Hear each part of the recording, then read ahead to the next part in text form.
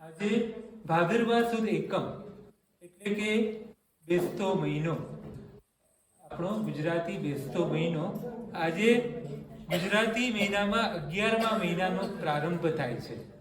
હવે પછીનો 12મો મહિનો અને પછી દિવાળી આવશે અને નવું વર્ષ આવશે. પણ દર બેસતે મહિને આપણે નાનું પણ મંગલ કરીએ કે જેથી કરીને આખો મહિનો આનંદમાં જાય. એમ નહીં, ગયો આખો મહિનો આનંદમાં ગયો એનો આભાર માનવા માટે મંગલ કરીએ. હે પ્રભુ, ગયો આખો મહિનો મારો મંગલમય ગયો, હું સાજો સમો પર્યુષણની આરાધના કરી શક્યો, શ્રાવણ મહિનાના અંતમાં પર્યુષણની આરાધના કરી શક્યો. ગયા આખા મહિનામાં મારા જીવનની અંદર જે નાના મોટા ઉપદ્રવો આવ્યા એ બધાને દૂર કરીને સુખમય એવા ભાદરવા માસનો મારા જીવનમાં પ્રારંભ થઈ ગયો છે, માટે હું મંગલ કરું છું. એટલે એ પ્રભુને આભાર માનવા રૂપ મંગલ કરીએ. આપણે ઈચ્છા અને અતૃપ્તિમાંથી મંગલ કરીએ તો એ વાસ્તવિક મંગલ થતું નથી. પણ પ્રભુ તારી કૃપાથી આખો મહિનો આનંદમય ગયો અને એ આનંદમય મહિનો અને આપણે કેવી સુંદર એવી શ્રાવણ માસમાં 4 દિવસની આરાધના પણ કરી શક્યા. તો એ સૌનો આભાર માનવા પૂર્વક આપણે પ્રથમ મંગલ કરીએ. નમો અરિહંતાણમ, નમો સિદ્ધાણમ, નમો આયરિયાણમ, નમો ઉવચ્ચાયાણમ, નમો લોયે સપ્પસાહુણમ, એસો પંચનમુક્કા સપ્પ પાવપણાસણો, મંગલાનં ચ સબ્બેસિં પરમં ભવૈ મંગલમ. વસકરમ પાસમ પાસમ વંદામિ કમ્મગણમુક્કમ વિસર વિસનિન્નાસમ મંગલ કલ્યાણ આવાસમ. વિસર પુલિંગમંતમ કંઠધારે જો શ્યામણુઓ તત્સ ગહ રોગમારી દુચ્છ જરાજંતિવસામ. ચિત્રૌ દૂરે મંતો તુચ્છ પણામો વિભોફલ હોય ધરત્રીએ સુજીવા પાવંતી ન દુઃખ દુઃખચમ સમત્ય ગદ્દે ચિંતામણી કપ્પ પાય વપૈયે પાવંતી અવિક્રેણમ જીવા ઐરામરમ ઠાણ. યસંતો માયસ ભક્તિ પર નિપરેણ હિરેણ તાદેવ દિચ્ચ ભૂહિમ પવે પવે પાસજન ચંદ ભવે ભવે પાસજન ચંદ. અંગૂઠે અમૃત વસે લબ્ધિતણા ભંડાર શ્રી ગુરુ ગૌતમ સમરીએ વાંછિત ફલદાતા. બધા સાથે બોલો. અંગૂઠે અમૃત વસે લબ્ધિતણા ભંડાર શ્રી ગુરુ ગૌતમ સમરીએ વાંછિત ફલદાતા. અંગૂઠે અમૃત વસે લબ્ધિતણા ભંડાર શ્રી ગુરુ ગૌતમ સમરીએ વાંછિત ફલદાતા. હવળા શોક સવણા કરી સવણા સફળા થાય જપતા શ્રી નવકારને દુઃખ સમૂળા જાય. આદિનાથ ભગવાન કી જય. બોલો શ્રી સંખેશ્વર પાર્શ્વનાથ ભગવાન કી જય. બોલો શ્રી મહાવીર સ્વામી ભગવાન કી જય. આજના ચોથા દિવસનું વ્યાખ્યાન એ પરમાત્માના જન્મનું અને પરમાત્માના જે 14 સ્વપ્ન આવ્યા એના સ્વપ્ન ફળનું વ્યાખ્યાન છે. આમ તો બીજા દિવસે એમાંની ઘણી બધી વાત આપણે કરી ગયા છીએ, પણ એમ છતાં પણ પ્રભુના જન્મની કે પ્રભુ સંબંધી કોઈ પણ વાત હોય એનું પુનરાવર્તન પણ ખૂબ આનંદદાયી હોય છે. તો એવા પ્રભુના જન્મ સંબંધી અને એમના સ્વપ્ન પર સંબંધી એવા વ્યાખ્યાનને આપણે પ્રારંભ કરશું. પુરીમચરિમાણ કપ્પો મંગલમ વદ્ધમાણ તિથમ્મી ય પરિકૈયા જીન ગણારાય થેરાવલી ચરિતમ.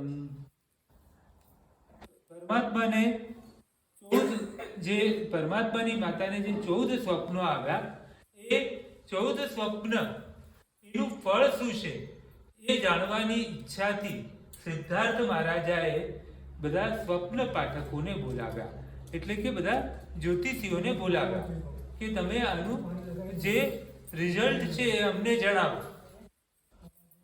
તો એ સ્વપ્ન પાઠકો જે છે ક્ષત્રિય કુંડની આજુબાજુમાં રહેનારા 500 સ્વપ્ન પાઠકોને બોલાવ્યા. આ 500 સ્વપ્ન પાઠકો જે છે એમને બોલાવ્યા ત્યારે એ લોકો અંદર વિચારવા માંડ્યા કે આપણે શું કરવું. તો એ લોકોએ નક્કી કર્યું કે આપણો એક નાયક હોવો જોઈએ. જો તો એક નાયક આપણો ન હોય તો આપણે બધા જુદા જુદા ફળ બતાવીશું તો રાજા કન્ફ્યુઝ થઈ જશે અને આપણને યોગ્ય માન સન્માન નહીં મળે. એટલે 500 જણાએ ટીમ બનાવવાનું વિચાર્યું. તો આ ટીમ અને ટીમ લીડર બનાવવાનું નક્કી કર્યું. તો એને માટે એ લોકો પોતે એક એક્ઝામ્પલનો વિચાર કરે છે. બહુ કોમિક એક્ઝામ્પલ છે, પણ એ એક્ઝામ્પલ બહુ સુંદર એક્ઝામ્પલ છે. એક રાજાને ત્યાં 500 સૈનિકો ગયા અને કહે કે અમે બધા યુદ્ધની કળામાં એકદમ એક્સપર્ટ છીએ. We are the expert in the fighting. રાજાએ કહ્યું કે બરાબર છે, તમે ફાઇટિંગમાં એક્સપર્ટ છો, પણ તમે એક કામ કરો, એક રાત હું તમને એક રૂમ આપું છું, એમાં રહો અને હું જોઉં કે તમે કેવા એક્સપર્ટ છો. એ 500 જણાને એક રૂમ આપી અને એક રૂમ આપીને એની અંદર એક પલંગ આપ્યો. એક પલંગ સુવા માટે આપ્યો. 500 જણની વચ્ચે એક જ પલંગ સુવા માટે આપ્યો. હવે આ 500 જણ કે આની પર કોણ સુવે? દરેક જણ કે હું મોટો. દરેક જણ કે હું મોટો, મને આ પ્રકારનું આવડે છે, મને તો કરાટે આવડે છે, કોઈ કે મને કુંફુ આવડે છે, મને ફલાણી યુદ્ધની વિદ્યા આવડે છે. એમ દરેક જણા પોતપોતાની સ્પેશિયાલિટી બતાવવા માંડ્યા. કોઈ કે મને મલ્લ વિદ્યાના દાવ બહુ સારા આવડે છે, કોઈ કે મને બાણ મારવાનું બહુ સારું આવડે છે, કોઈ કે હું તલવારબાજીમાં એક્સપર્ટ છું, એટલે હું જ છું. એમ 500 જણા અંદર ઝઘડવા માંડ્યા અને અલ્ટિમેટલી એ લોકોએ ડિસાઇડ કર્યું કે આ પલંગ ઉપર કોઈ ન સૂવે, બધાએ પલંગને પગ દઈને સુવાનું. એટલે એક એક પગ પલંગને અડાડીને 500 જણા સૂતા, પણ કોઈ પલંગની ઉપર સૂઈ ન શક્યા. એમ 500 જણા એની વચ્ચે પલંગ રાખવામાં આવ્યો અને બધા એની પર જેમ પગ લગાડી શકાય એમ પગ લગાડ્યો. 500 જણ તો પગ પણ નહીં લગાડી શક્યા હોય, પણ એવી રીતે બધા સૂતા. રાજાએ પોતાના જાસૂસોને રાખેલા, ગુપ્તચરોને રાખેલા. એટલે ગુપ્તચરોએ આવીને રાજાને કહ્યું કે આ 500 જણાની આ પરિસ્થિતિ છે. એટલે પછી બીજે દિવસે એ લોકો આવ્યા અને રાજાને કહેવા લાગ્યા કે અમને નોકરી આપો. તો રાજા કહે કે તમે, તમારામાં કોઈ નાયક નથી, તમે નિર્નાયક છો, એટલે કે નાયક વગરના છો. અને નાયક વગરના જે લોકો હોય એ લોકો જો એક પલંગ ઉપર પણ ભેગા મળીને સુવાનું ડિસાઈડ નથી કરી શકતા કે અમારામાંથી એક જણ પલંગ પર સૂશે, તો તમે 500 જણા ભેગા મળીને યુદ્ધમાં કેવી રીતે લડાઈ લડી શકશો? માટે તમે રિટર્ન થાઓ. એટલે એ 500 જણાને રિટર્ન મોકલી દીધા. એમ આ 500 સ્વપ્ન પાઠકો વિચારવા માંડ્યા કે આપણને આવું અપમાન ન થાય, માટે એક માણસને આપણે લીડર બનાવીએ. એક જણને લીડર બનાવવામાં આવ્યો.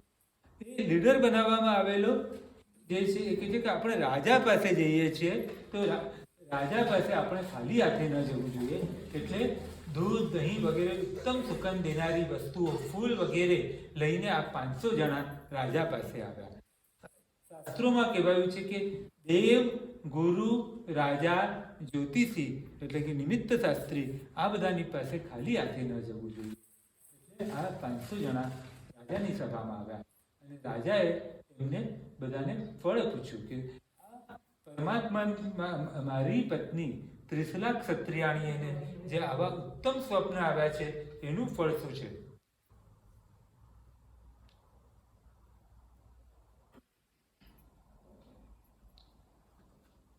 સિદ્ધાર્થ રાજાએ પણ ફળ ફૂલ વગેરે નિમિત્તકનું આવ્યા છે, એટલે એ લોકોને માટે સામે ફળ ફૂલ વગેરે લઈને આવ્યા કે આજે મધ્યરાત્રિએ અર્ધ જાગૃત અવસ્થામાં ત્રિશલા ક્ષત્રિયાણીએ હાથી, વૃષભ વગેરે 14 મહાકલ્યાણકારી સ્વપ્ન જોયા છે, તો એની વાત કહો. ત્યારે સ્વપ્ન આવવાનું કેટલાક લોકો પૂછતા હતા કે અમને આના સ્વપ્ન આવે છે, આમ સ્વપ્ન આવે છે. તો સ્વપ્ન આવવાના 9 કારણો છે. પહેલા તો એ કહેવા માંડ્યા કે જે અનુભવેલું હોય, આપણે જે વસ્તુ અનુભવી હોય ને આપણને સ્વપ્નમાં આવે. કે એક માણસને ટેલરિંગની શોપ હતી, કપડાની શોપ હતી, તો એને આખો વખત કપડાના તાકા પાડીને આપવાના, તો સ્વપ્નમાં પણ એને તાકા પાડીને આપવાના જ સપના આવ્યા કરે. સાંભળેલું. આપણે ઘણા બધા લોકોને હોરર મૂવીઝ કે હોરર સિરિયલ જોતા સુવાની ટેવ હોય. એટલે ભૂત પ્રેતની તો પછી તમે એવી હોરર મૂવી જોઈને સુવો, પછી ભૂત પ્રેતના સ્વપ્ન જ આવે. બરાબર? એવી રીતે બીજા પણ અનેક રીઝન્સ છે. જોયેલું, રાતે ખાવું, રાત્રે ઘણા લોકો બહુ બધું તળેલું ને એવું ખાય અને પછી પિત્ત ચડે, એનાથી બધા જાત જાતના સ્વપ્ન આવે. કેટલાકના મેન્ટાલિટી જ એવી હોય કે એ લોકોને રોજ જ કંઈક ને કંઈક સ્વપ્ન આવે. પછી કેટલાકને ચિંતાની પરંપરા ચાલે, કંઈક ને કંઈક બાબતની ચિંતા હોય તો એવા સ્વપ્ન આવે. તો કેટલાકને દેવતાઓ વગેરેના કારણથી સ્વપ્ન આવે. જે આ બધા જે પહેલા 5-6 કારણ છે ને એના સ્વપ્ન બધા નિષ્ફળ છે. ખાસ કરીને આપણે સાંજે જે જમતા હોઈએ છીએ ને એનું બહુ ઇમ્પોર્ટન્સ છે. સાંજે આપણે બહુ જ તીખું તળેલું અથવા તો વાયુ થાય એવું ખાઈએ, રાજમા અને પૂરી, અને પછી ખાઈને સીધા સૂઈ જઈએ તો એ વાયુને કારણે પણ આવેલા બધા સ્વપ્ન નિષ્ફળ છે. દેવતાઓ કોઈક સ્વપ્ન બતાવે તો એ સફળ સ્વપ્ન આવે. ધર્મક્રિયાના પ્રભાવથી સ્વપ્ન આવે તો એ સફળ હોય, અને તીવ્ર પાપને કારણે આવે તો એ સપના પણ નિષ્ફળ જતા નથી. પણ આપણે તો પહેલા 2 સ્વપ્નની જોડે સંબંધ રાખવાનો. તીવ્ર પાપ કરવાનું જ નહીં, તેવા સ્વપ્ન આવે જ નહીં. પછી સ્વપ્ન ક્યારે પડે? તો વહેલી સવારે આવેલા સ્વપ્ન બહુ જલ્દી પડે અને દિવસે આવેલા સ્વપ્ન નિષ્ફળ જાય. કેટલાક લોકો એવું વાત કરે, બપોરે સૂતો હતો અને મને સ્વપ્ન આવ્યું. બપોરે સૂતા હોય અને સ્વપ્ન આવે તો એ સ્વપ્નને કંઈ વેલ્યુ નહીં. એક સપનું આવ્યું, બીજું સપનું આવ્યું, એમ લાઈનથી સપનાઓ આવ્યા કરે તો એ બધા સ્વપ્નની કોઈ વેલ્યુ નથી. અથવા તમને ઘણી બધી વાર ટોયલેટ જવાનું થાય પણ ઉઠવાની આળસ આવે, અથવા તો એસી બહુ ફાસ્ટ ચાલતું હોય એટલે ઠંડીને લીધે પણ તમે ઊભા થવાનું વિચારો નહીં, તો એવા સમયે જે સ્વપ્ન આવે એ બધા પણ નિષ્ફળ છે. હવે તમને જો ઉત્તમ સ્વપ્ન આવે ને તો ગુરુ ભગવંત વગેરે ઉત્તમ વ્યક્તિઓને આ સ્વપ્ન જણાવવું. બીજી કોઈ વ્યક્તિ ન મળે તો પ્રભુ પાસે આવીને પ્રભુના કાનમાં આ સ્વપ્ન કહેવું. પણ એ અયોગ્ય વ્યક્તિઓને સ્વપ્ન કહેવાની. અને જ્યારે ખૂબ સારું સ્વપ્ન આવે તો એ રાત્રે જાગી જઈને એ સ્વપ્નને વધાવવું. સ્તવન વગેરે જાપ, નવકાર મંત્રના જાપ, નમુત્થુણુમના જાપ, લોકસ્થના જાપ વગેરે કરીને એ સ્વપ્નને વધાવવું. સારું સપનું જોયા પછી ખરાબ સપનું આવે તો ખરાબ સપનું પડે છે. ખરાબ સપનું જોયા પછી સારું સપનું આવે તો સારું સપનું પડે છે. સપનામાં દેવગુરુના દર્શન થાય તો ભક્તિભાવ, શુભભાવ હોવાથી જીવની સર્વત્ર વૃદ્ધિ થાય છે. સપનામાં હસવું, રોવું વગેરે આવે તો શોક થાય છે. એ રીતે એમને સ્વપ્નની વિવિધ વાતો કહી અને પછી એમને સ્વપ્નના ફળ કયા. તો ખરાબ સ્વપ્ન આવે તો દેવગુરુની પૂજા કરવી, યથાશક્તિ તપ કરવું, ગાયને ઘાસ વગેરે ખવડાવવું, જેથી ખરાબ સ્વપ્નનું ફળ પણ નષ્ટ થઈ જાય. અને સપનામાં એવું કહ્યું છે કે દૂધ, દહીં, ઘી અને મધનો ગળો પોતે જુએ અને એને પોતે ઉપાડે એવું એ પોતે જુએ તો એ વ્યક્તિઓ એ જ ભાવમાં મોક્ષે જાય. આ તો બહુ આજના જમાનામાં બહુ ડિફિકલ્ટ કહેવાય કે આવું સ્વપ્ન આવે. દહીં, દૂધ, ઘી, મધ વગેરેના ગળા જુએ અને એને પોતે ઉપાડે તો એ જ ભાવમાં મોક્ષે જાય. એ જ રીતે સ્વપ્નમાં સોના, ચાંદી, રત્ન વગેરેના ઢગલા જુએ અને પોતે એની પર ચઢેલો હોય એવું જુએ તો પણ મોક્ષને પામનારા થાય. તો એ જ રીતે સ્ત્રી પુરુષ સપનામાં લોખંડ, તાંબુ, શીશુ વગેરેના ઢગલા જુએ અને એની પર પોતાને ચઢેલા જુએ તો 2 ભાવમાં મોક્ષ પામે. તો આ પ્રમાણે બધા સ્વપ્નની વાત છે. અને એની અંદર 42 સ્વપ્ન સામાન્ય ફળવાળા છે અને 30 સ્વપ્ન ઉત્તમ ફળવાળા છે. એ 30 માંના 14 એટલે કે મેજોરિટી સ્વપ્ન તો ભગવાનની માતાને આવ્યા. ત્યારે ચક્રવર્તીની માતા હોય એ પણ 14 સ્વપ્નને જુએ પણ એ ઝાંખા જુએ. અને વાસુદેવની માતા હોય એ 7 સ્વપ્નને જુએ. બળદેવ વગેરેની માતા 3 સ્વપ્નને જુએ, 4 સ્વપ્નને જુએ. અને ભવિષ્યમાં મોટો રાજા બનનારા હોય તો પણ 1 મહાસ્વપ્નને જુએ. સ્વપ્ન જ્યારે જીવ કોઈ ઉત્તમ જીવ ગર્ભમાં આવે તો માતા ઉત્તમ સ્વપ્નને જુએ. જેમ જંબુ સ્વામીની માતાએ જંબુ વૃક્ષ, જાંબુના વૃક્ષને જોયું હતું, એટલે એવા ઉત્તમ સ્વપ્નને જોનારા થાય. હે દેવાનું પ્રિય, આ ત્રિસક ક્ષત્રિયાણીએ જે 14 સ્વપ્ન જોયા તે ઉદાર મંગલકારક સ્વપ્ન છે. એ સપનાઓના ફળરૂપે હે દેવાનું પ્રિય, હે રાજા, દેવાનું પ્રિય એટલે જે દેવોને પણ પ્રિય છે એવા હે રાજા, તમને ભોગ, પુત્ર, સુખ અને રાજ્યનો લાભ થશે. ત્રિસક ક્ષત્રિયાણી 9 મહિના અને 7.5 દિવસ પૂર્ણ થશે ત્યારે તમારા કુળ માટે ધ્વજ, દીપ, પર્વત, મુગટ, તિલક, કીર્તિકર, સૂર્ય, આધાર, નંદીકર, યશસ્કર, વૃક્ષ અને સંતાન પરંપરાના વર્ધક એવા સુંદર પુત્રનો જન્મ આપશે. તેના હાથ પગ સુકોમળ હશે. તે પુત્ર 5 ઇન્દ્રિય, લક્ષણ, વ્યંજન, માન, ઉન્માન એ બધાથી પરિપૂર્ણ હશે. સર્વાંગ સુંદર હશે અને ચંદ્ર જેવા સૌમ્ય આકાર વાળો થશે. તે કાંત, પ્રિયદર્શન અને રૂપવાન થશે. આ બાળક બાળવયમાંથી તરુણ અવસ્થામાં પ્રવેશ કરશે ત્યારે વિજ્ઞાન એટલે બધા જ નોલેજને મેળવનારો થશે. યુવાનીમાં પ્રવેશશે ત્યારે શૂર, વીર, વિક્રમી, વિસ્તૃત વિશાળ સેના વાહનવાળો ચતુરંત ચક્રવર્તી રાજા થશે અથવા 3 લોકનાયક ધર્મ ચક્રવર્તી તીર્થંકર થશે. મહાવીર પ્રભુ નાના હતા ને ત્યારે આ બધા સ્વપ્નનું ફળ બધા આજુબાજુના રાજાઓને ખબર પડી ગઈ. એટલે એ લોકોએ પોતાના છોકરાઓને સેવા માટે મોકલ્યા કે આ તમે જેને ચક્રવર્તી બનવાના છે એમની સેવા કરો. અને એ રાજાઓ બધા રાજકુમારો સેવા કરવા માંડ્યા. ભગવાન તો જેમ યુવાનીમાં આવતા ગયા એમ વધારે ને વધારે મોહરહિત થતા ગયા, વૈરાગ્યવાળા થતા ગયા. વૈરાગ્યવાળા જ હતા પણ એમના વૈરાગ્ય વધારે પ્રગટપણે લોકોને અનુભવવા માંડ્યું. અને ભગવાન જ્યારે દીક્ષા લેવાની ઉદ્ઘોષણા કરી 28મા વર્ષે એટલે એ બધા રાજાઓ છોડીને ચાલ્યા ગયા.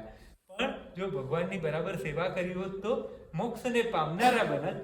પણ એ વાત જુદી છે કે એમાંના કેટલાક રાજકુમારો પછી ભગવાનના સેવક બન્યા અને પછી સેવક બન્યા તો પણ આ ભાવમાં મોક્ષે ન ગયા, પણ આવતા ભાવમાં તો એ તીર્થંકર અથવા તો રાજા મુનિઓ બનીને મોક્ષે જનારા થશે. એવા આ ભગવાનના જીવનનો પ્રભાવ છે. તેથી હે ત્રિસક ક્ષત્રિયાણી, તે આ બધા ઉત્તમ સ્વપ્ન જોયા છે. હવે તમને માતાને કહે છે કે તમને ઇન્ડિવિજ્યુઅલ ફળ કહું છું કે શું કહે છે કે 4 દાંત વાળો હાથી જોયો. તેથી પ્રભુ દાન, શીલ, તપ, ભાવરૂપી 4 પ્રકારના ધર્મને સ્થાપનારા થશે. બળદ જોયો એટલે એ ભરત ક્ષેત્રની અંદર બોધિના બીજને વાવનારા થશે. સિંહ જોયો એટલે ભવ્ય જીવોને મદન, કામવાસના આદિ દુષ્ટ હાથીઓથી ત્રાસ પામતા ભવ્ય જીવોનું રક્ષણ કરશે. લક્ષ્મીને જોઈ એટલે ભગવાન વાર્ષિક સંવત્સરી દાનને આપનારા થશે અને તીર્થંકર લક્ષ્મીના ભોગતા થશે. ફૂલની માળા જોઈ એટલે ભગવાન 3 જગતના લોકોને મસ્તકે ધારણ કરવા યોગ્ય થશે. અને ચંદ્રના દર્શન થયા એથી ભગવાન સમગ્ર પૃથ્વીને આનંદદાતા થશે. આ આપણે સ્વપ્ન દર્શનના દિવસે પણ બ્રીફમાં જોઈ ગયા છે. સૂર્ય જોયો એટલે ભગવાન ભામંડલ પ્રાતિહાર્યથી સુશોભિત થશે. ભગવાન 8 પ્રાતિહાર્યમાં ભામંડલ નામના પ્રાતિહાર્યથી સુશોભિત થશે. 8 પ્રાતિહાર્યોથી સુશોભિત છે પણ એમાં ભામંડલ પ્રાતિહાર્ય એ જે છે બીજા બધા પ્રાતિહાર્યો દેવો કરે છે ત્યારે આ પ્રાતિહાર્ય કર્મક્ષયથી પરમાત્માનું તેજ વધે છે એને શાંત કરવા માટે દેવો એમાં સહાય કરે છે પણ મુખ્ય રૂપે પરમાત્માના કર્મક્ષયથી થાય છે. ધ્વજ દર્શન, ભગવાન જે છે પોતાના એક વિશિષ્ટ એવા ધર્મધ્વજથી યુક્ત થશે અને ભગવાન ધર્મરૂપી શિખરના મહેલ પર બિરાજમાન થશે. કળશ જોયો એટલે પદ્મ સરોવર એટલે 9 સુવર્ણ કમળ પર વિહાર કરનારા થશે. રત્નાકર જોયો એટલે ભગવાન અનંત જ્ઞાન, દર્શન, ચારિત્ર રૂપ રત્નોના ભંડારના સ્વામી થશે. અને વિમાન દર્શન જોયું એટલે ભગવાન વૈમાનિક દેવોથી પરિપૂજિત થશે. અને રત્ન રાશિ જોઈ એટલે ભગવાન સોના, રૂપા અને રત્નના ગઢમાં બિરાજમાન થઈને દેશનાને આપનારા થશે ભવ્ય જીવોને. અને ધુમાડા વિનાના અગ્નિના દર્શનથી ભગવાન ભવ્ય જીવોને તપાવીને એમના શુદ્ધ આત્મકંચનને પ્રગટ કરનારા થશે. આવા આ 14 મહાસ્વપ્નોના ઉત્તમ ફળને આ સ્વપ્ન પાઠકો કહીને ગયા. એ પછી સિદ્ધાર્થ રાજા બહુ ખુશ થયા અને એમને જે ફળ કહ્યું એનો સ્વીકાર કર્યો. અને પછી સ્વપ્ન લક્ષણ પાઠકોને શું આપ્યું? આપણે જે છે આવું કંઈક ઘરમાં મંગળ પ્રસંગ હોય ત્યારે આપણે મોટે ભાગે, હવેનો જમાનો એવો છે કે આપણે મોટે ભાગે કેશમાં આપીને પતાવી દઈએ કે 500 રૂપિયા, 1000 રૂપિયા, પણ કેશ એન્ડ કાઇન્ડ બંને રીતે એમને પુરસ્કાર આપવા જોઈએ. સિદ્ધાર્થ રાજાએ કેવી રીતે પુરસ્કાર આપ્યો? તો કે છે કે ઉત્તમ જાતના વિપુલ સાલી વગેરે એટલે કે ચોખા વગેરે અસન ખાવાનું એ આપ્યું, ફૂલો આપ્યા, વસ્ત્રો, સુગંધી ચૂર્ણો, જાત જાતના સુગંધી ચૂર્ણો આપ્યા, માળાઓ, મુગટ આદિ અલંકારો. હવે રાજાઓ જનરલી મુગટ આપે નહીં, પણ અહીં જે મુગટ શબ્દ વાપર્યો છે એ મુગટ એટલે શોભાના મુગટ, પોતાનો રાજ્ય મુગટ ન ઉતારે, એ સિવાયના બધા દાગીના આપી દે, પણ રાજ્ય મુગટ ના આપે. અને સત્કાર અને વિનય યુક્ત વચનથી સન્માન કર્યું.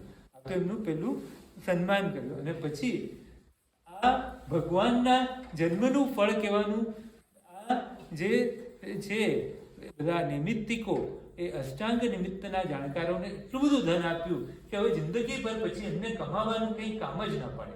એ લોકો ખૂબ ધન લઈને ગયા. પછી સિદ્ધાર્થ રાજા એ શું કર્યું કે 30 લાખ ક્ષત્રિયાણી જે પડદાની પાછળ બેસીને સાંભળતા હતા પણ એમને બધું ક્લિયર કહેવાય એ માટે ફરીથી આવીને બધી જ વાત ડિટેલમાં કહી. ત્રિશલા દેવીએ પણ સંદેહ કે તર્ક વિના સાંભળીને સહર્ષ તહત્તી કહીને સ્વીકારી. તો કે જાઓ જાઓ, તમે તો બધું ગપ્પા મારો છો. આપણા જમાનામાં આપણે એકબીજાને પટ દઈને આવું કહેતા વાર નથી લગાડતા.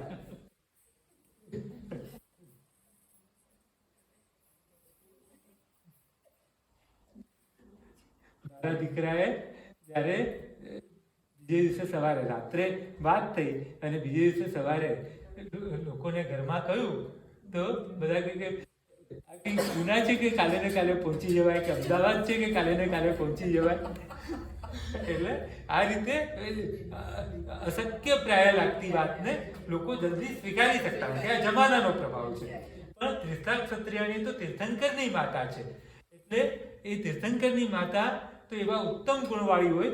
અને સ્વપ્ન પાઠકોએ જે કહ્યું અને સિદ્ધાર્થ રાજાએ જે કહ્યું એ ફળને એને આનંદપૂર્વક સ્વીકાર્યું. હવે ઉત્તમ આત્મા આવે ને એની નિશાની શું? કોઈ પણ ઉત્તમ આત્મા આવે ને એટલે ઘરની અંદર આનંદની વૃદ્ધિ થાય. જે કાર્યો ઘણા વર્ષોથી પાર ન પડતા હોય એવા કાર્યો પાર પડવા માંડે. અને એટલે પ્રભુનો આત્મા તો એવો ઉત્તમ આત્મા છે. અને ઇન્દ્ર મહારાજાને પ્રભુ પ્રત્યે ખૂબ પ્રેમ છે. સૌધર્મેન્દ્ર અને મહાવીર સ્વામી એમના પણ બહુ વિશિષ્ટ એવા સંબંધો છે. એટલે ઇન્દ્રે આજ્ઞા આપી બધા તીર્થંકરોની ભક્તિ કરે, પણ આ સૌધર્મેન્દ્ર તો વિશેષ ભક્તિ વાળો છે. આખા ચરિત્રમાં જુઓ કે પ્રત્યેક પળે જાણે ભગવાનનું જ ધ્યાન ધરતા હોય ને એમ સૌધર્મેન્દ્ર ધ્યાન ધરે છે. ભગવાનનો ઉપસર્ગ પણ બહુ આવે છે એટલા માટે, પણ એમને વિશેષ પ્રેમ છે. એટલે કુબેરની આજ્ઞા ઇન્દ્રે કુબેરને કહ્યું, કુબેરે એમના તિર્યક જૃંભક દેવતાઓને કહ્યું. આ તિર્યક જૃંભક દેવતાઓ જે છે ને એટલે પૃથ્વીલોક પર વિચરનારા દેવતાઓને કહ્યું કે જેના કોઈ રક્ષક, પોષક, માલિક ન રહ્યા. પહેલાના જમાનામાં શું કરતા હતા? બેંક તો હતી નહીં, શેર બજાર પણ હતું નહીં. એટલે લોકો પૈસાને સાચવવા માટે શું કરતા? સોના ચાંદી ને ગળીને મોટા મોટા ચરુઓમાં ભરી દેતા. તમે પણ તમારા બાપ દાદાઓ પાસેથી ને વડીલો પાસેથી સાંભળ્યું હશે કે આપણા ઘરમાં તો પહેલા ચરુ હતો ને નાગ દેવતા એનું રક્ષણ કરતા હતા. આવી બધી વાતો જૂના ઘરોમાં સાંભળી હશે. અને પણ પોટ ચરુ એટલે મોટા મોટા પોટની અંદર સોના ચાંદીના સિક્કા બનાવીને ભરીને મૂકી દેવામાં આવતા.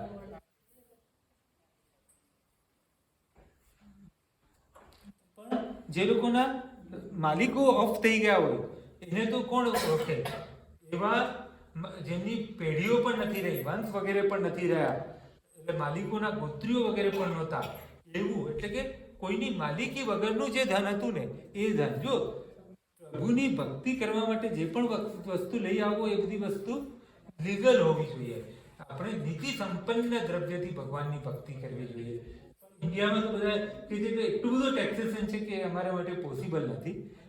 યુએસએની તો ટેક્સેશન સિસ્ટમ જ એટલી બધી પાવરફુલ છે કે વિધાઉટ ટેક્સનું કંઈ હોય જ નહીં, એવું મોટે ભાગે. બરાબર ને? Taxation system is very powerful. તો એટલે એ ગામોમાં, શહેરોમાં, ખીણોમાં, માર્ગોમાં, આશ્રમોમાં, ખેતરોમાં, ખડાઓમાં, રાજમાર્ગોમાં, ચોકમાં, ચોટામાં, ખાડમાં, ઉજ્જડ થઈ ગયેલા ગામ નગરોમાં, ઉદ્યાનોમાં, વનોમાં, વનખંડોમાં, શૂન્યઘરોમાં, સ્મશાનોમાં, પર્વતોની ગુફામાં લોકો સાચવવા માટે આવી આવી બધી જગ્યાઓમાં સાચવતા. ઘરમાં સાચવતો તો પાછું ખબર પડી જાય એટલે ક્યાંક ક્યાંક જઈને બધું છુપાડી દેતા. શાંતિઘરોમાં કે સભાસ્થાનોમાં પડ્યા હતા ત્યાંથી લાવીને સિદ્ધાર્થ રાજાના ભવનમાં મૂકવા લાગ્યા. એથી સિદ્ધાર્થ રાજાને ત્યાં રૂપું, સુવર્ણ અને અલંકાર સતત વૃદ્ધિ પામવા માંડ્યા. જાયફળ આદિ ગણીને લેવાય દેવાય તે ગણી. જે ગણીને તમે લઈ શકો ને એવી આઈટમ એને ગણીમ કહેવાય. સાકર વગેરે તોડીને દેવાય તે ધરીમ. કપડા વગેરે માપીને લેવાય, એને મેજર કરવા પડે. જો આપણે ત્યાં ધનના કેટલા બધા પ્રકારો હતા, તો એને મેય અને રત્ન વગેરે અને ઉત્તમ વસ્ત્રો વગેરે જે છે એ પાછા એમને એમ ન લેવાય, એને પાછું એકદમ બરાબર ચોકસાઈ કરીને લેવા પડે, એટલે પરીક્ષેય. એ ચારેય પ્રકારની વસ્તુઓ વધવા લાગી. આ લોકો તો સોનું વગેરે તો મૂકવા માંડ્યા, પણ પ્રભુના પ્રભાવથી બધી જ વસ્તુઓ વધવા માંડી.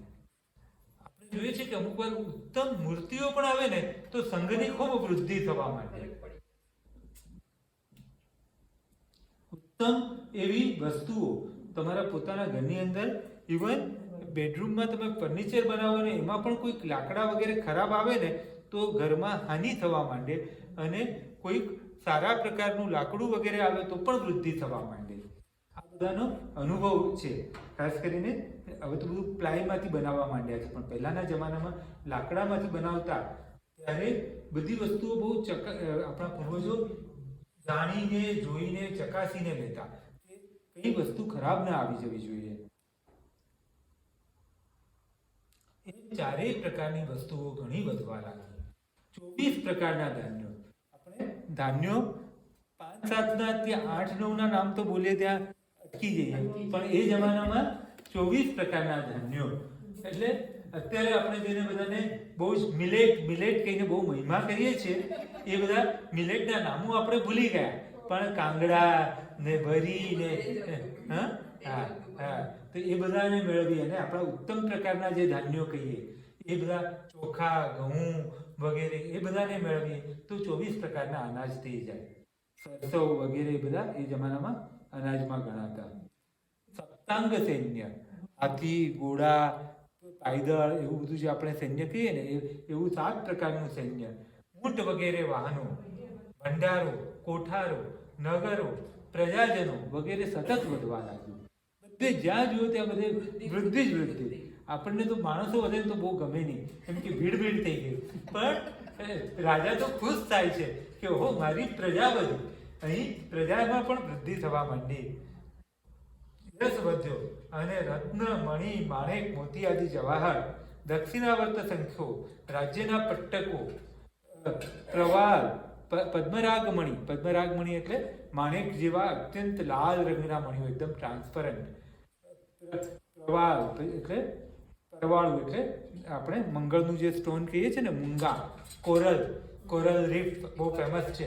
બધા કોરલ રીફ જોવા જાય જામનગરની આજુબાજુમાં ને લક્ષદ્વીપ ને. વસ્ત્રો, કંબલો, કપડા, પછી બ્લેન્કેટ્સ, બધા હેવી રેન્જના બધા બ્લેન્કેટ્સ વગેરે મૂલ્યવાન દુર્લભ વસ્તુઓની પણ એટલી વૃદ્ધિ થઈ કે એમની બરોબરી કોઈ કરી ન શકે. જે મૂળ સૂત્રને વાંચવાનો એટલા માટે આગ્રહ રાખું છું કે આવી ઝીણી વિગત તમે ગમે તેટલી યાદ કરો તો પણ બધું યાદ ન રહે. એટલા માટે કલ્પસૂત્રના 4થી 7મા દિવસના જે વ્યાખ્યાનો છે એમાં કેટલીક વસ્તુ યાદ રાખીને, કારણ કે બધું જ આપણે વાંચવા જઈએ તો બહુ લાંબુ થાય, પણ પણ કેટલીક વસ્તુઓ ચોપડીમાંથી જોઈને વાંચીએ છીએ ત્યારે જે એકદમ આખું એક વાતાવરણ કેવું હશે, એક ક્ષત્રિય કુંડ નગર હિમ ધનના જે હિમ દિઠ્ઠોસી, જેણે પ્રભુને કે આ પ્રભુના નગરને જેને જોયા હશે તે પણ ધન્ય છે. જે સિદ્ધાર્થ રાજાના ઘરે ત્રિષ્ટા માતાના કુલમાં કુક્ષીમાં પ્રભુને પધારતા જોયા હશે, એક ક્ષણે આ ક્ષત્રિય કુંડ નગરીને જેને જોઈ હશે તે પણ ધન્ય છે. અને આખું એ વાતાવરણ આપણને અનુભવાય છે.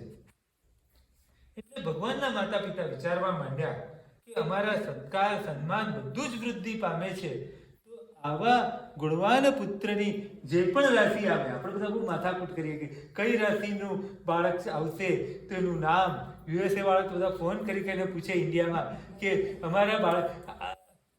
અમારું આ તારીખમાં બાળક આવશે, કારણ કે તરત નામ લખાવવું પડે ને, બધાને તરત નામ લખાવવું પડે, એટલે આ તારીખમાં બાળક આવશે એટલે તમે રાશિ કહો, તમે બધા રાશિ નક્કી કરો એટલે અમે રાશિ પરથી નામ રાખી શકીએ. અને પછી બે નામ નક્કી કરી રાખીએ કે બોય આવે તો આ અને ગર્લ આવે તો આ. પણ ભગવાનના માતા પિતા તો એવું કશું વિચારતા જ નથી. એ તો કહે છે કે અમને જે અનુભવ થયો છે ને, અનુભવથી જ એનું નામ નક્કી થઈ ગયું, વૃદ્ધિ થઈ એટલા માટે એનું નામ બધું વર્ધમાન, બધું વધે છે માટે એનું વર્ધમાન એવું નામ રાખશું. તો આ એટલે પુત્રનું વર્ધમાન એવું નામ રાખવાનું નક્કી કરે છે. ઘણા બધા લોકો આમ બહુ ડરતા હોય કે ભગવાનની મહાવીર સ્વામીની મૂર્તિ ઘરમાં રાખીએ ને તો ઉપસર્ગ આવે, બહુ કષ્ટ આવે, ભગવાનને બહુ કષ્ટ આવ્યા હતા એટલે. અરે પણ ભગવાનનું નામ જ વર્ધમાન છે, તમારા ઘરની અંદર બધી વૃદ્ધિ જ થશે, ધન ધાન્ય વગેરે સર્વેની વૃદ્ધિ થશે. એટલે આવું ડર રાખવાની કોઈ જરૂરત નથી. પ્રભુ પોતે એમનું પહેલું નામ તો વર્ધમાન સ્વામી છે. હવે ભગવાન છે ને માતાના ગર્ભમાં રહ્યા બહુ માતૃભક્ત છે ભગવાન. એટલે વિચારે છે કે હું આમ હાલું ચાલું છું ને તો કંપથી મારી માતાને પીડા થાય છે, એટલે મારે લેસ પણ હલન ચલન કે કંપન કરવું નહીં, એકદમ સ્થિર થઈ ગયા ભગવાન. તો એ વાતની છે ને કલ્પસૂત્રના આ સુબોધિકા ટીકા કરવા વાળા એવી ઉપમા આપે છે કે જાણે મોહનો જય કરવા માટે ભગવાન મંત્ર ચિંતન કરવા માંડ્યા હોય, અથવા તો પછી જે સાધના કરવાની છે પરમ બ્રહ્મ અંગે અગોચર ધ્યાન કરતા હોય, કે પછી કામનો વિજય કરવા માટે પોતે એકદમ છુપાઈ ગયા. એટલે બીજાઓને પણ અથવા તો બીજાઓ પણ કલિકાળમાં લોકો મા બાપની બહુ સેવા નહીં કરે, એટલે માટે ભગવાન પણ જાણે બતાવે છે કે હું સેવા કરું છું, એમ કરીને પોતે સેવા કરવા માંડ્યા. કે ભાઈ કલિકાળના લોકોને પણ એક્ઝામ્પલ્સ મળે, પાંચમા આરાના લોકોને. એટલે એ વખતે પુત્ર પ્રત્યેના સ્નેહ રાખતી ત્રિષ્ણા માતા ચિંતાતુર થયા અને એકદમ સંકલ્પ વિકલ્પની ઝાળમાં પડી ગયા. આપણે બધા સંસારી લોકો છે ને, જરાક નાનું કંઈક દુઃખ આવે ને તો પણ એકદમ દુઃખી થઈ જઈએ, અને એકદમ જરાક કંઈક આનંદ આવે ને તો પણ એકદમ ઉછળી જઈએ, એકદમ આનંદમાં ઉછળી જઈએ. તો આવી પરિસ્થિતિમાં આપણને શાંત રહેવા માટે ગઈકાલે આપણે જેની વાત કરી હતી ને, ક્રમબદ્ધ પર્યાયનું ચિંતન એ હેલ્પફુલ થાય. બાકી આપણે જે કામ કરવાનું છે તો કરવાનું, જે ક્રમબદ્ધ પર્યાયનો વિચાર કરીને ઘણા બધા લોકો એમ કે ના ના મારે ઉપવાસ એકાસનું કંઈ કરવાનું નથી, જે થવાનું એ જ થવાનું છે, જ્યારે મારો મોક્ષ થવાનો છે ત્યારે જ મોક્ષ થવાનો છે, એને માટે એ ક્રમબદ્ધ પર્યાયનું ચિંતન નથી. તમારે રોજે રોજનો તમારો પુરુષાર્થ તો કરવાનો જ છે, પણ જ્યારે વિપત્તિ આવે છે ને ત્યારે જે મન એકદમ ચંચળ ચલાયમાન થઈ જાય છે, અથવા તો જ્યારે કંઈક લોટરી બોટરી લાગી જાય અને એટલા બધા ખુશ થઈ જાય ને હાર્ટ એટેક આવી જાય, એવી પરિસ્થિતિના સમયે ક્રમબદ્ધ પર્યાયનું ધ્યાન કરવાનું છે. ત્યારે ક્રમબદ્ધ પર્યાય સંકલ્પ અને વિકલ્પના સમયમાં. નહીં તો રોજે રોજ ક્રમબદ્ધ પર્યાય કરીને ભગવાનની પૂજા શું કરવાની? જ્યારે એનો પણ પર્યાય આવશે ક્રમબદ્ધ પર્યાય ત્યારે પૂજા કરશું. પચકાણ શું કામ કરવાના? જ્યારે એનો ક્રમબદ્ધ પર્યાય આવશે ત્યારે થશે. એવો ક્રમબદ્ધ પર્યાયનો વિચાર નથી કરવાનો. આપણો અનુરૂપ પુરુષાર્થ અવશ્ય કરવાનો છે, પણ જીવનમાં જ્યારે ખૂબ એવી આપત્તિ અને વિપત્તિ આવે ત્યારે ક્રમબદ્ધ પર્યાયનું ચિંતન કરવાનું છે. સિદ્ધાર્થ ક્ષત્રિયાની તો બહુ જ પરમાત્મા પ્રત્યે પ્રેમ વાળા છે, એટલે એ કંઈ ક્રમબદ્ધ પર્યાયનું ચિંતન કરે એવું ન બને. એટલે એમને તો એકદમ ચિંતા થવા માંડી કે કે શું મારા ગર્ભને કોઈ દેવતાઓ હરી લીધો, કે એ ચવી ગયો, ગળી ગયો, એ મૃત્યુ પામ્યો, એનું જે ટાઈમ પીરિયડ છે એ પૂરો થઈ ગયો, અથવા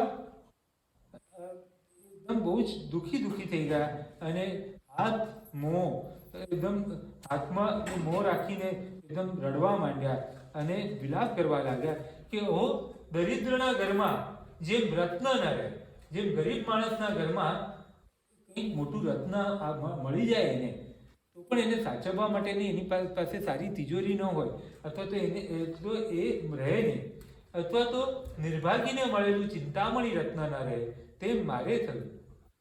અને જેમ રણ પ્રદેશમાં કલ્પવૃક્ષ ઉગે નહીં અને ઉગી જાય તો પણ મરી જાય, જેમ આપણે એરિઝોનાનો રણ પ્રદેશ હોય કે રાજસ્થાનનો રણ પ્રદેશ હોય એની અંદર એકદમ ઊંચી જાતના સુગંધી ફૂલવાળા ઝાડ ઉગે નહીં અને ઉગી જાય તો પણ સુકાઈ જાય. રાજસ્થાનના રણમાં તો ઉગે છે, કારણ કે હવે બધું નદીઓથી કનેક્ટ કરી નાખવામાં આવ્યું છે. તૃષાતુર હોય અને નિષ્પુણ્યક હોય તો પણ એને અમૃતપાન ન મળે, અને હું આ નિર્ભાગીને ઉત્તમ પુત્રની પ્રાપ્તિ ન થાય, હું નિર્ભાગીઓમાં શિરોમણી એકદમ બેસ્ટ નિર્ભાગી બની ગઈ કે મને આવો ઉત્તમ પુત્ર મળેલો મારા હાથમાંથી ચાલ્યો ગયો. એ બહુ જ રડે છે, બહુ જ રડે છે અને પોતાના પાપોની, પૂર્વભવના પાપોની આલોચના કરે છે કે પહેલા મેં જંગલો સળગાવી દીધા હશે, મેં માળાઓ સળગાવી દીધા હશે, મેં મારા દેરાણી જેઠાણીના બાળકોને ખરાબ રીતે હેરાન કર્યા હશે, મેં જૂ, માંકડ, લીખ વગેરેને તાળકે નાખ્યા હશે, પશુ પંખીઓને પિંજરામાં પૂર્યા હશે. તો આવા અનેક પ્રકારના એ વિલાપ કરવા માંડી. પછી એ કાળમાં કુલદેવીઓનો બહુ મહિમા હતો. એટલે કે એ કુલદેવીઓ તમે આજે ક્યાં ગઈ, મારા ગર્ભની સંભાળ ન કરી, હવે મારું આ સુંદર એવું આ જીવન ધન અને સુખ શું કામનું છે? જો પુત્રનું મુખ જોવા ન મળે તો આ બધી સરસ સરસ વસ્તુઓ, કારણ કે વર્ધમાન એટલું બધું વધ્યું હતું, પણ આ બધી સારી સારી વસ્તુઓ પણ અમારે માટે કંઈ કામ કરતી નથી. એમ રડતી રડતી ત્રિશલા એકદમ ભોંય પર પડી ગયા અને એકદમ મૂર્છિત થઈ ગયા. જેમ એમની સખીઓ એમને પૂછે છે એમ એ વધારે ને વધારે દુઃખી થવા માંડી. ત્યાં સખીઓ એમને ચંદન વગેરેના ઉપચાર કરવા માંડી. ચંદન લગાડવામાં આવતું. એ જમાનામાં કોઈ આવી રીતે બહુ દુઃખી થાય તો ચંદન વગેરે લગાડવામાં આવે. પહેલું કામ તો પાણી છાંટવામાં આવે, પાણી છાંટે અને શાંત કરવા માંડે. આ શું થયું એમ બધા બોલવા માંડ્યા. બધા આખો પરિવાર વિલાપ કરવા માંડ્યો. ત્રિશલા રડે છે, એની પાછળ આખો પરિવાર રડે છે. ગીત નૃત્ય બધું જ બંધ થવા માંડ્યું. એ જ સમયે ભગવાને જ્ઞાનનો ઉપયોગ મૂક્યો અને એમને દેખાયું કે મારી માતા આવી દુઃખી થઈ ગઈ છે અવધિ જ્ઞાનનો, તો કે આ કલિકાળનો જ પ્રભાવ છે કે જે સારા માટે કર્યું હોય ને એ પણ ખરાબ થઈ જાય. જે નારિયેળના પાણીમાં કપૂર નાખ્યું હોય ને તો એ ઝેરરૂપ થઈ જાય. નારિયેળ પણ પાણી પણ સારું, કપૂર પણ સરસ, પણ બેનો યોગ ઝેરવાળું થાય. એમ પાંચમા આરાના લોકોને, જીવોને શું છે કે ગુણ પણ દોષકારક થાય. એટલે તમે બધાનું ભલું કરો ને અને દુઃખી નહીં થવાનું. આ પાંચમા આરાનું આ જ રિઝલ્ટ છે. તો આપણે બધા બહુ દુઃખી થતા હોય કે મેં તો મારા દેરાણીના છોકરાને બોલાવીને રાખ્યો, ભણાવ્યો, ગણાવ્યો, મેં મારા નાના ભાઈના છોકરાને બોલાવીને રાખ્યો, ભણાવ્યો, ગણાવ્યો, અને હવે એ છોકરો તો અમારી સામે પણ જોતો નથી. તો આવા બધા સમયે દુઃખી નહીં થવાનું. ઉપકાર કરવાના, ઉપકાર કરવામાં ના નહીં, પણ બદલાની અપેક્ષા પાંચમા આરામાં રાખવાની નહીં. હવે પ્રભુ જે છે ને એ માતાના દુઃખનો વિચાર કરીને થોડાક એનો આંગળી જેટલો ભાગ હલાવો. આપણી સંસારીઓની કેવી સ્થિતિ છે? એક લોલક જેવી. 1 મિનિટમાં તો એકદમ આપણે ખુશ અને બીજી મિનિટમાં એકદમ દુઃખ. ત્રિશલા માતાની સ્થિતિના વિચાર કરીને આપણે વિચારીએ કે જરાક કંઈક આમ વસ્તુ આમથી આમ થઈ જાય એટલે આપણે સુખી થઈ જઈએ, અને જરાક કંઈક વસ્તુ આમથી આમ થઈ જાય તો દુઃખી થઈ જઈએ. તમારો દીકરો મેડિકલની એન્ટ્રન્સમાં બેઠો હોય અને એનો નંબર દેખાય નહીં તો એકદમ દુઃખી થઈ જાઓ, અને પછી તમે આમ નંબર જોતા હો અને ત્યાં તમારો દીકરો અચાનક ફોન કરીને કહે કે જો એકદમ ટોપ 5 માં મારો નંબર છે, નીચે નંબર નથી, તું તો નીચે જોતી હતી મમ્મી, I am in the top 5. જ્યારે નીચે જોતા હો ત્યારે એકદમ દુખી હો, અને જેવું ખબર પડે કે ટોપ 5 માં છે મારા દીકરાનું, એકદમ સિલેક્શન થઈ ગયું તો ખુશ, તો એકદમ નાચવા માંડો. દુખી હો ત્યાં એકદમ વિચારવા માંડો કે મેં આટલા બધા વર્ષો સુધી એલેન્ટાઉનના દેરાસરમાં જઈને પૂજા કરી પણ મને કઈ રિઝલ્ટ જ ન મળ્યું.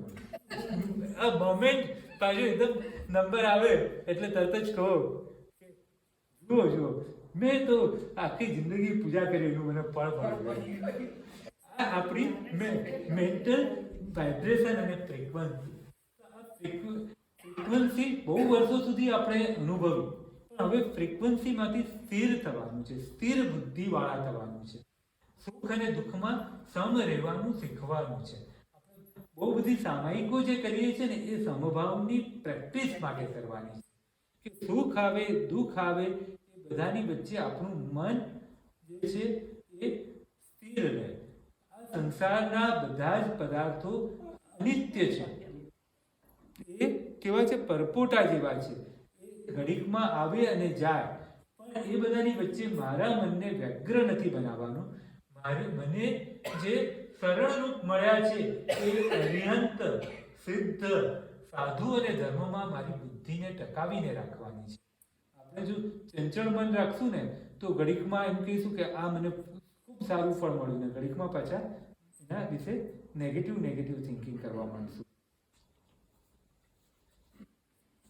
તો આવી રીતે અનેક વિચારો આમાં જે કલ્પસૂત્ર છે એ 100 સૂત્ર શિરોમણી કેમ કહેવાયું છે, તો આ રીતે આપણે મનુષ્ય જીવનના અનેક વિચારો કરી શકીએ. એની પાછળ આખું પહેલાં તો બધું હસ્તરેખાનું શાસ્ત્ર પણ આમાં બતાવેલું છે, પણ એ બધાની વાત જવા દઈએ. પણ ત્રિશા ક્ષત્રિયાની એકદમ ખુશ થઈ ગઈ કે મારી ભાગ્યદશા આજે જાગી છે અને શ્રી જિનેશ્વરોના ચરણની કરેલી સેવાથી મારા સગળા કાજ સિદ્ધ થયા છે. 5 મિનિટ પહેલા તો એ કહેતા હતા કે કુલદેવીઓ તમે ક્યાં સૂઈ ગયા છો, ને નીજા પર હવે કે છે મેં મૂળવતીથી અનુચિત ચિંતા કરી, મારું જીવિત પ્રશંસનીય છે અને જન્મ સફળ થયો. ગોત્ર દેવીઓએ, હમણાં જ કુળદેવીઓને વઢતા હતા, બીજા પર હવે કહે છે કે ગોત્ર દેવીઓએ કૃપા કરી છે અને આજ સુધી આરાધેલો જૈન ધર્મરૂપ કલ્પવૃક્ષ પડ્યો છે. પાર્શ્વનાથ મહાવીર સ્વામી ભગવાનના માતા પિતા એ પાર્શ્વનાથ ભગવાનના અનુયાયી એવા શ્રાવક અને શ્રાવિકા હતા. કુળ વૃદ્ધાઓએ જય જય કહીને આશીર્વાદ આપ્યા. રાજાએ શ્રી જીન મંદિરમાં પ્રભુ ભક્તિના મહોત્સવ માંડ્યા. સ્ત્રીઓ ધવલ મંગલ ગીત ગાવા માંડી, ધજાઓ લહેરાવી, કુમકુમના પંચાંગુલી થાપા દીધા. કોઈ પણ આનંદનો અવસર હોય ને તો કુમકુમના પંચાંગુલી થાપા દેવાતા. તોરણો બંધાવ્યા, ગીત નૃત્ય શરૂ થયા અને સ્ત્રીઓએ શ્રેષ્ઠ અક્ષરથી બધા વધાવવા માંડ્યા. રાજાએ આંગણેથી મોતીના ચોક પૂર્યા. બધા યાચક લોકોએ અને અનાપ બધું ખૂબ ધન વગેરેનું દાન દીધું. લોકો ગીત અને નૃત્ય ગાવા માંડ્યા અને રાજાનું રાજભવન દેવલોક જેવું શોભવા માંડ્યું. અને રાજાએ વધામણામાં આવેલા કરોડોનું ધન લીધું. એક હાથેથી રાજાએ ધન લીધું, બધા લોકોએ કહ્યું એટલે ધન લીધું, અને બીજી બાજુથી લોકોને ધન આપ્યું. એમ કલ્પવૃક્ષ સમાન થયેલા સિદ્ધાર્થ રાજા ઘણું હર્ષ પામ્યા અને ઘણા મંગળ કાર્યો કર્યા. એમ કરતા 6.5 માસનો ગર્ભનો કાળ પૂર્ણ થયો ત્યારે માતા પિતાનો આવો પ્રેમ જોઈને ગર્ભમાં રહેલા પ્રભુએ એવો અભિગ્રહ કર્યો કે જ્યાં સુધી માતા પિતા જીવંત હોય ત્યાં સુધી હું ગર્ભાસ ત્યજીને સાધુ થઈશ નહીં.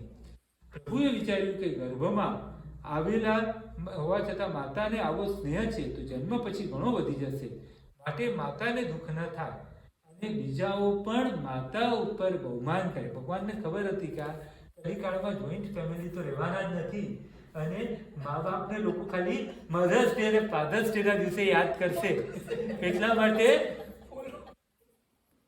એમને ભગવાને અભિગ્રહ કર્યો કે જ્યાં સુધી મારા માતા પિતા જીવે છે ત્યાં સુધી હું દીક્ષા નહીં લઉં. પછી પ્રભુ અવધિજ્ઞાનથી જાણતા પણ હતા કે મારા માતા પિતા મારા 28 વર્ષની ઉંમરે આયુષ્ય પૂર્ણ થશે, કારણ કે લોકો પાછા કે આવું હતું તો ઋષભદેવ ભગવાન એવું કેમ ન કરે? પણ ઋષભદેવ ભગવાન જાણતા હતા કે હું કેવલી બનીશ અને મારી માતાને પણ કેવળજ્ઞાની બની આવીને મોક્ષે લઈ જઈશ. અને બીજું, ઋષભદેવ ભગવાનના સમયના તો લોકો બધા સરળ અને જડ હતા, એટલે એ લોકો બધા તો માતા પિતાની સેવા કરવા વાળા હતા. ત્યારે મહાવીર સ્વામીના સમયમાં બધા માતા પિતાને ની સેવા કરનારા નથી. એટલે આ રીતે એમને કહ્યું. હવે કહે છે કે પશુઓ માતા પિતાની જોડે જ્યાં સુધી સ્તનપાન કરે ને ત્યાં સુધી સંબંધ રાખે. અધમ મનુષ્યો જ્યાં સુધી પરણે નહીં ત્યાં સુધી સંબંધ રાખે. અને મધ્યમ પુરુષો ઘરના કાર્ય પૂરા ન થાય ત્યાં સુધી સંબંધ રાખે. પણ ઉત્તમ પુરુષો તો જીવે ત્યાં સુધી તીર્થની જેમ માતા પિતાની સેવા કરે છે. માતા પિતા એ આપણા પહેલા તીર્થ છે. માતા અને પિતા એ આપણા પહેલા તીર્થ છે. કોઈ પરિસ્થિતિને કારણે આપણે એમનાથી દૂર રહેવું પડે તો પણ એમની સેવા અવશ્ય કરવી. જે રીતે પણ થઈ શકે એ રીતે એમની સેવા અવશ્ય કરવી. અહીં માતા પિતાથી બધા બહેનોએ સાસુ સસરાને પણ સમજી લેવાના. અને આજના જમાનામાં એટ ધ સેમ ટાઈમ પુરુષોએ પણ પોતાના સાસુ સસરાને સમજી લેવાના, કારણ કે સિંગલ ચાઇલ્ડનો જમાનો આવ્યો છે. એટલા માટે ઘણા બધાને એવું હોય છે કે ભાઈ એમના સાડા સાડી હોય જ નહીં, અને છતાં પણ એમ કે અમારે એ સેવા કરવાનું કંઈ શાસ્ત્રમાં લખ્યું નથી. પણ હવે સિંગલ ચાઇલ્ડનો જમાનો આવ્યો છે, માટે તમારે જ્યારે બ્રધર ઇન લો ન હોય, શાળા ન હોય, તો તમારે એને એઝ અ ડ્યુટી સમજીને એમની પણ સેવા કરવાની. એવી રીતે ગર્ભને બહુ સારી રીતે પાળવા માંડ્યા. એમ કરતાં કરતાં બહુ જ બધું આખું જે છે ને સાયન્સ આપ્યું છે કે ગર્ભને કેવી રીતે સાચવવાનું. પણ અહીંયા તો એવા કોઈ હાજર નથી, એટલા માટે એ સાયન્સની વધારે ડિટેલમાં હું જતો નથી. અને જેને જવું હોય ડિટેલમાં તો એ કલ્પસૂત્રના બીજા વ્યાખ્યાનોમાંથી એ ડિટેલમાં જઈ શકશે. પણ એ રીતે એમ કરતાં કરતાં જે 9 મહિના પૂર્ણ થયા અને એ સમયે એમના મનમાં દોહલા એટલે ગર્ભમાં જે બાળક હોય ને એના વિચારો માતામાં સંક્રાંત થાય. દોહલા, 2 જણના વિચાર ભેગા થાય. એટલે એમ કરતા એમને ત્રિશા માતાને પણ કેવા શુભ દોહલા ઉત્પન્ન થયા કે એમને એવા દોહલા થયા કે હું અમારીની ઘોષણા કરાવું. કારણ કે આ ભગવાન ત્રણેય જગતના જીવોને અમારીની ઘોષણા કરવાના હતા, અહિંસા ધર્મને પ્રવર્તાવવાના હતા. હું દાન દઉં, સુગુરુઓની પૂજા કરું, તીર્થંકરોની વિવિધ ભક્તિ કરું, શ્રી સંઘનું વાત્સલ્ય અને પૂજન કરું, મોટા ધર્મ મહોત્સવ મંડાવું, રાજ સિંહાસન પર બેસું. કારણ કે ભગવાન પોતે રાજ સિંહાસન પર બેસવાના હતા. સમવસરણની અંદર ત્રણેય લોકના નાથ બનીને સિંહાસન, મારી ઉપર છત્ર રાખવામાં આવે. રાજાની પર જેમ છત્ર હોય મારી પર સિંહાસન છત્ર રાખવામાં આવે. બધા રાજાઓ જે મારા માંડલિક રાજાઓ છે બધા આવીને મને નમન કરે, બધા મારી આજ્ઞા પાડે, અને હું હાથી ઉપર બેસીને લોકોના જય જય સાથે મંગલ વાજિંત્રોના મહાધ્વનિ અને ઉડતી ધ્વજાઓની સાથે મારી રથ સવારી નીકળે. આવા ઉત્તમ પ્રકારના એને દોહદ થયા. એવા ઉત્તમ આવા ઉત્તમ પ્રકારના દોહદ તો અમારા બાળકો આવે તો થતા નથી. તો એને માટે શું કહ્યું છે કે તમારે ગર્ભકાળની અંદર જો તમે સારું વાંચન પહેલા મહિનાથી બીજા મહિનાથી શરૂ કરીને સારું વાંચન કરો તો ઓટોમેટિક બાળકના જીવમાં સારા સંસ્કારના સિંચન થાય. ઉત્તમ જીવ આવે તો તમે ન કરો તો પણ થાય, પણ જો એવો ઉત્તમ જીવ ન હોય પણ સામાન્ય જીવ હોય પણ સારું વાંચન કરો, સારા મંત્રોનો જાપ કરો તો ઓટોમેટિક એ થાય. તો શ્રીપાળ રાજાનો રાસ બીજા ઉત્તમ વાંચન ન કરી શકો તો પણ ગર્ભના 9 મહિનામાં શ્રીપાળ રાજાનો રાસનું વાંચન કરો તો પણ બાળકો બહુ ઉત્તમ સંસ્કારવાળા થાય. આવો અમારો પોતાનો પ્રેક્ટિકલ અમારા કુટુંબનો આ અનુભવ છે. એટલે તમારે ત્યાં બાળક આવે તો બીજું બધું ગર્ભ સંસ્કારની શિબિર ને બધું તમે મોટું બધું કંઈ ન કરી શકો તો પણ શ્રીપાળ રાજાનો રાસ એ 9 દિવસની જ્યાં પર 9 મહિનામાં ટુકડે માતાને વાંચવા માટે કહો. ત્રિશા દેવીના એ બધા શુભ દોહા સિદ્ધાર્થ રાજાએ પૂર્ણ કર્યા અને એનાથી એ ખૂબ આનંદને પામ્યા અને એવી રીતે આનંદ પામેલા માતા એ જ્યારે ચૈત્ર સુદ 13નો દિવસ આવ્યો અને પ્રભુના ગર્ભકાળના 9 મહિના અને 7.5 દિવસ પૂર્ણ થયા, ત્યારે ત્રિશા ક્ષત્રિયાણીએ શુભ લગ્ન વેળાએ જ્યારે 7 ગ્રહો ઉચ્ચ સ્થાનમાં પહોંચ્યા હતા, એવા ચૈત્ર સુદ 13ની મધ્યરાત્રિએ એનો સમય થયો, ત્યારે એની પહેલા પુનઃ 24 તીર્થંકરોના ગર્ભકાળને કહેવામાં આવે છે. ઋષભદેવ ભગવાન 9 મહિના અને 4 દિવસ ગર્ભકાળમાં રહ્યા.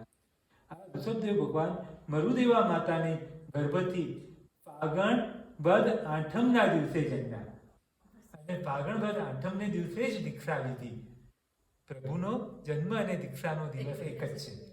અજીતનાથ ભગવાન 8 મહિના અને 25 દિવસ ગર્ભકાળમાં રહ્યા. એ અજીતનાથ ભગવાન પણ અયોધ્યામાં અવતર્યા. આપણે બીજી બધી ઘણી બધી વાત બ્રીફ કરી છે, તો આપણી પાસે થોડોક સમય છે, તો ભગવાનના જન્મકાળની જોડે એમની જન્મનગરી એટલે તમે કલ્યાણક ભૂમિની સ્પર્શનાએ આવો તો તમને બરાબર ધ્યાનમાં આવે કે કયા ભગવાનની કઈ કલ્યાણક ભૂમિ છે. સંભવનાથ ભગવાન શ્રાવસ્તી નગરીમાં અવતર્યા. 9 મહિના અને 6 માસનો 6 દિવસનો ગર્ભકાળ રહ્યો.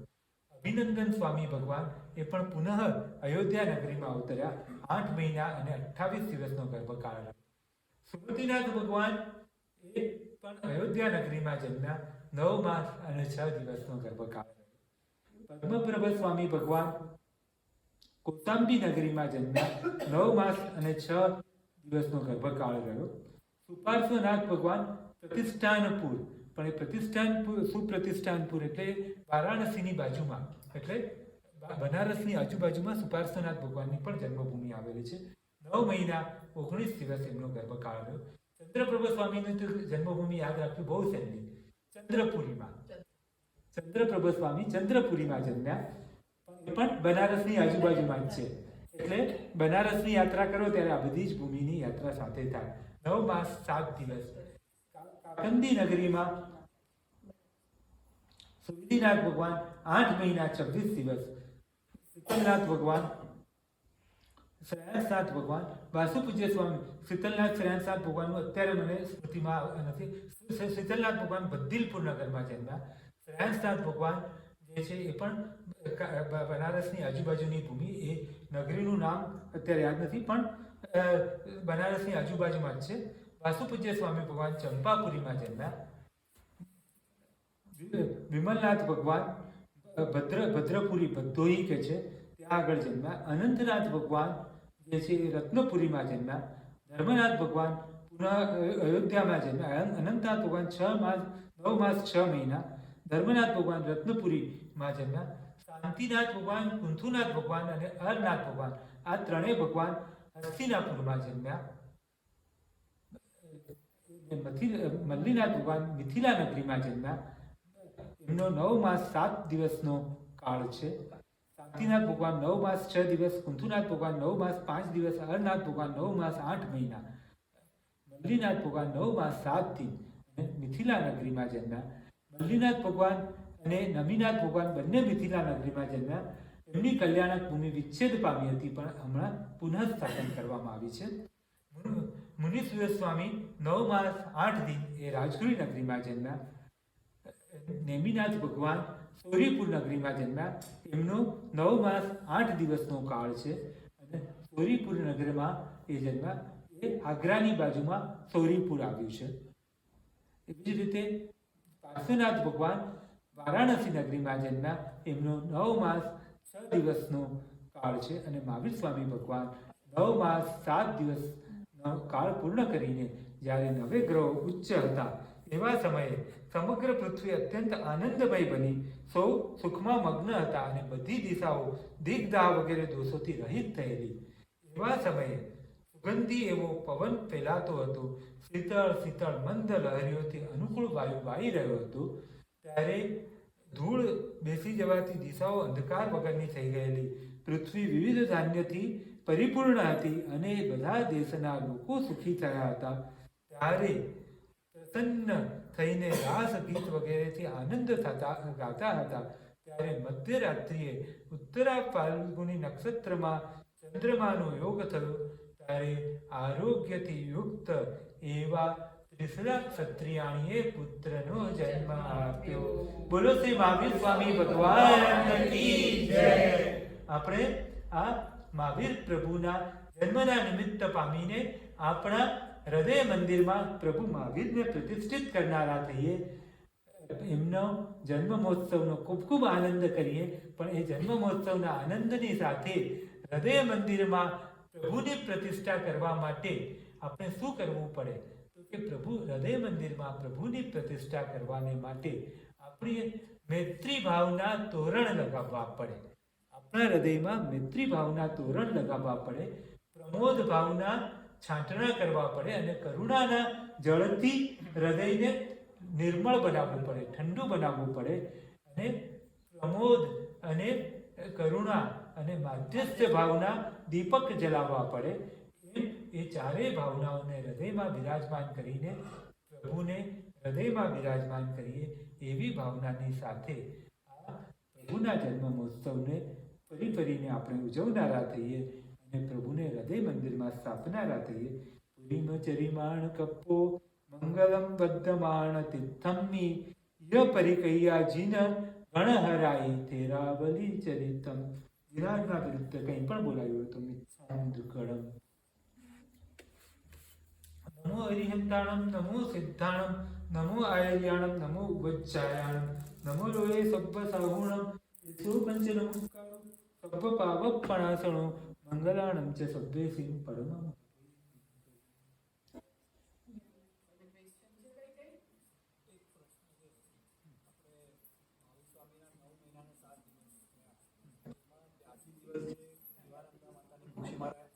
એ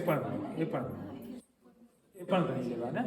એટલે અષાઢ સુદ છઠ થી આપણે ચૈત્ર સુદ 13 એ 9 મહિના 7 દિવસ થાય.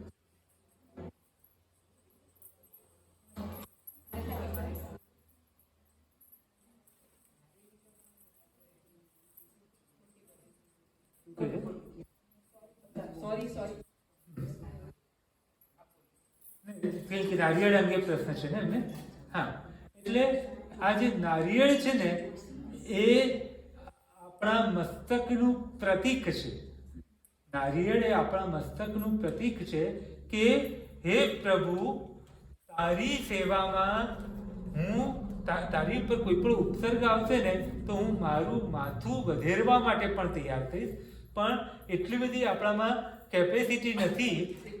એટલા માટે આપણે જે છે એ સાકર વગેરે વેચીને આનંદ માણવો. જે પહેલાના જે લોકો હતા ને, પ્રભુ તારા શાસન પર વિપત્તિ આવે ને તો અમે પ્રાણનો પણ ભોગ આપવા માટે તૈયાર છીએ, એવા એ શ્રાવકો હતા. એટલે એ લોકો પર્યુષણમાં વિકલ્પે પણ નારિયેળ વધેરતા કે આ ભાવ દ્રઢ રહે એમ. એ લોકોનો એ જેને કે સુરાતન હતું કે પ્રભુ તારા શાસન પર વિપત્તિ આવે ને તો અમારું મસ્તક પણ વધેરીશું. એનો મુખ્ય ભાવ છે.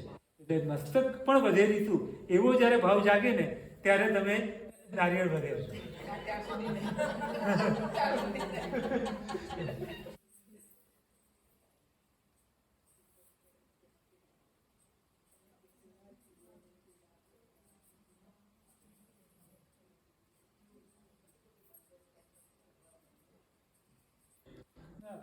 આપણે કરવું, ચોક્કસ કરવું. શું કરવું? ના શું કરવું? આજના દિવસે જે અનાથાશ્રમ વગેરે હોય ત્યાં મીઠાઈ વેચો કે આજ મારા ભગવાનનો જન્મદિવસ છે. જ્યાં જ્યાં ચેરિટી કરી શકાય ત્યાં અનાથાશ્રમોમાં ચેરિટી કરો. સાધર્મિકોની ભક્તિ કરો.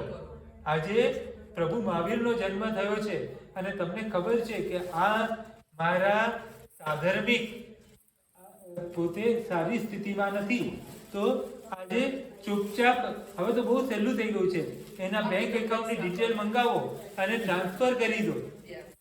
તમે બેંક એકાઉન્ટમાં પૈસા ટ્રાન્સફર કરી શકો. અહીંયા જીપે છે કે નહીં ખબર નહીં. ઇન્ડિયામાં તો એટલું સહેલું થઈ ગયું છે કે માણસ હજી ફોન પર વાત કરતો હોય કે તમે મને પૈસા મોકલો તો કે મોકલી દીધા, જો તારે જીપેથી પૈસા આવી ગયા છે. તો હા, એટલે મને અહીંયાનું ખબર નથી, પણ એટલે તમે એવી રીતે જેની જેની ભક્તિ કરી શકાય, પ્રભુના ભક્તોની ભક્તિ કરીને તમે ઉત્સવ મનાવો. પ્રભુના ભક્તોની ભક્તિ કરીને ઉત્સવ મનાવો. પછી એનાથી આગળ વધીને તમને એમ છે કે તમારે કંઈક એ કરવું છે, તો તમારી ન્યૂ જનરેશન છે ને એને આજે તમે ભગવાન મહાવીરની એક વાત કહો. જે ન્યૂ જનરેશન અહીંયા આવી નથી શકી, તો એ લોકોને પણ કંઈક એક સ્ટોરી કહો. જો આજે તમે આ નવી સ્ટોરી સાંભળી સૈનિકો વાળી, તો એ સ્ટોરી તમે એમને શેર કરો કે આજે અમે આવી એક નવી વાર્તા સાંભળી. તો એને બીજી વાર થશે કે ના, આવતા વર્ષે પર્યુષણમાં કાંઈ નહીં તો હું સાંજના વ્યાખ્યાનમાં પણ જઈશ, મને કંઈક નવું જાણવા મળશે. આખી મેનેજમેન્ટની સ્ટોરી છે. જો આની અંદર આખા મેનેજમેન્ટના પ્રિન્સિપલ્સ છે કે તમારે સફળ થવું હોય તો you have to select one leader. જો એ જમાનામાં પણ આની કલ્પસૂત્રની અંદર માત્ર ધર્મની વાતો છે એવું નહીં, ઘણી બધી વાતો છે. એની અંદર આખું આયુર્વેદ સમાયું છે.